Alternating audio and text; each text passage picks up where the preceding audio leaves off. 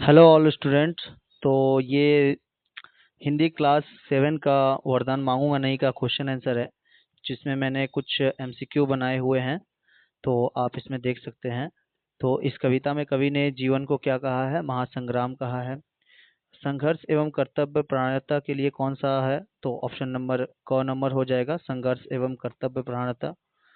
सुमन किसका उपनाम है? शिवमंगल सिंह सुमन का उपनाम। और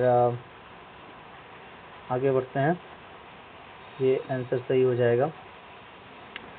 नेक्स्ट है वरदान मांगूंगा नहीं किसकी रचना है? शिवमंगल सिंह सुमन जी की है। फिर आगे बढ़ते हैं, शिवमंगल सिंह सुमन इसका सही आंसर हो जाएगा। फिर शिवमंगल सिंह सुमन का जन्म कब हुआ था? 1915 में हुआ था। शिवमंगल सिंह सुमन का जन्म कहाँ हुआ था? उन्नाव गांव में हुआ था। कवि कैसी भीख नहीं चाहता है? दया की भीख नहीं चाहता है। कवि के अनुसार जीवन क्या है? महासंग्राम है। कवि ने क्या कहा है कि मैं वरदान नहीं मांगूंगा? क्या नहीं मांगूंगा? तो वरदान नहीं मांगूंगा इसका सही आंसर हो जाएगा। कविता में ताप का अर्थ क्या है? कष्ट होता है। ताप का अर्थ दिया हुआ है कष्ट। ताप का अर्थ हो जाएगा कष्ट। ठीक है, नेक्स्ट चलते हैं। लघुत्तरीय प्रश्न है इसके बाद। लघुत्तरीय प्रश्न में दिया गया है कि किसके लिए कवि विश्व की संपत्ति नहीं चाहता? कवि अपने सुखद क्षणों के यादगार बनाने के लिए, अपने अभावपूर्णता के लिए और साथ साथ अपने अवशेषों के लिए के निर्माण के विश्व की संपत्ति नहीं चाहता। लघुता शब्द से क्या समझते हो? तो लघुता शब्द का अर्थ होता है कि तुच्छता या हल्कापन।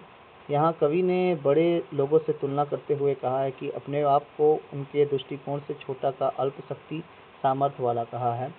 नेक्स्ट है कि कवि किसके वरदान की कामना नहीं करता है? तो कवि अपने को सामान्य वर्ग का व्यक्ति मानता है। वह अपने आप को महान, श्रेष्ठ, सर्वसाधन संपन्न समझने वाला, लोगों से दूर ही रखना चाहता है। वे महान बने रहे।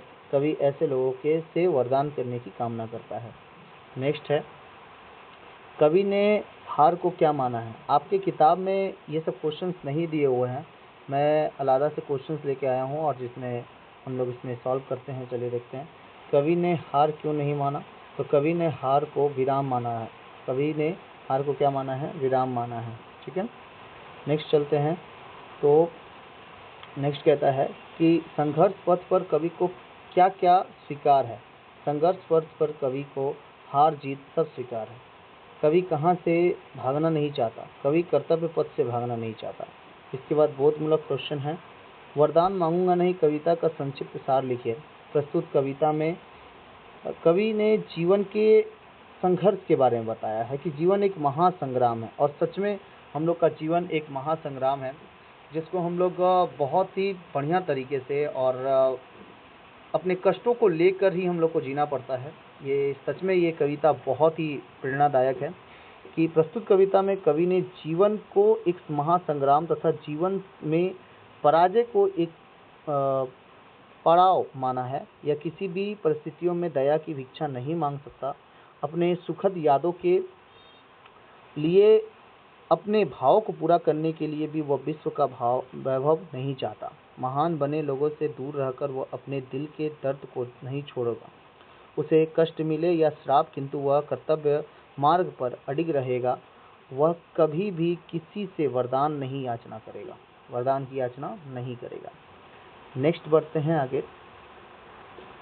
कवि किन किन परिस्थितियों में वरदान नहीं मांगना चाहता है? कवि किन किन परिस्थितियों में? तो कवि अपने जीवन में चाहे वे तिल तिल कर मिट जाए पर वह वरदान नहीं मांग सकता।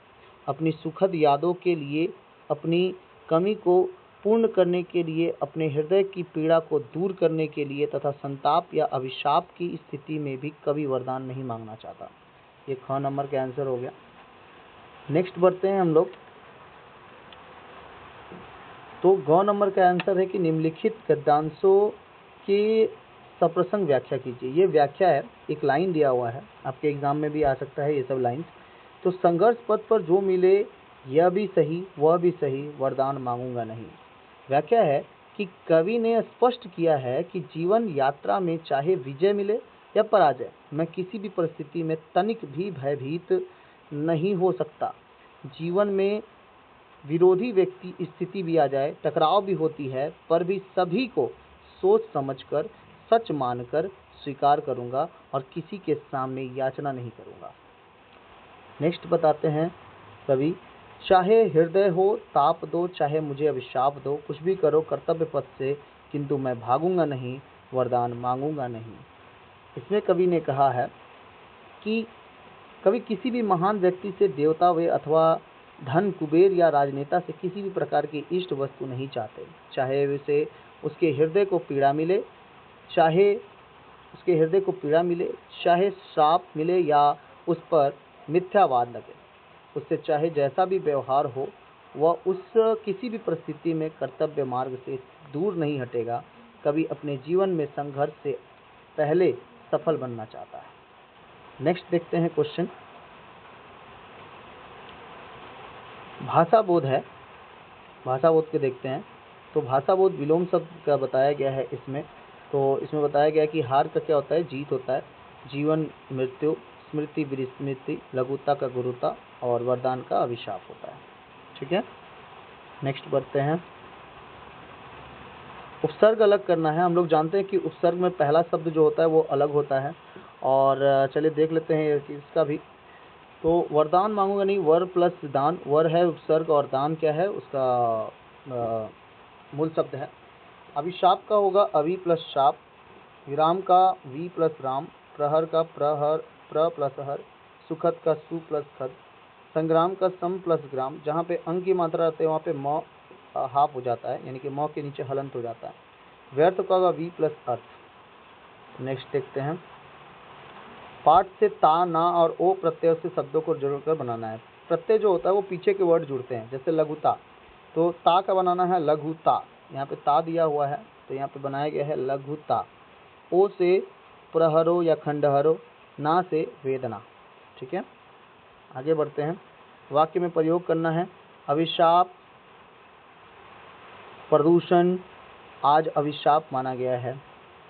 वाक्य का अभिशाप क्या हो जाएगा, वाक्य जो बनाना है, अभिशाप बताया गया है, प्रदूषण आज अभिशाप बन गया है। कर्तव्य, सभी को अपने कर्तव्य का पालन करना चाहिए। महासंग्राम, जीवन एक महासंग्राम है। खंडहर, सेतु के खंडहर दिखलाई पड़ते हैं। संघर्ष से कभी पीछे नहीं हटना चाहिए। तो ये रहे आपके वरदान मांगूंगा नहीं का पूरा क्वेश्चन आंसर। इसका पीडीएफ आपको प्ले स्टोर के आप ऐप पे जाइएगा तो इससे क्वेश्चंस आपको मिल जाएंगे और साथ साथ इसका पीडीएफ भी मिल जाएगा आपको। तो thanks for supporting and thanks for like my videos. तो मिलते हैं ऐसे किसी टॉपिक पे, हिंदी पे, क्लास 7 के, क्लास 8 के और क्लास 9 के। तो मिलते हैं, तब तक के लिए जय हिंद, जय भारत।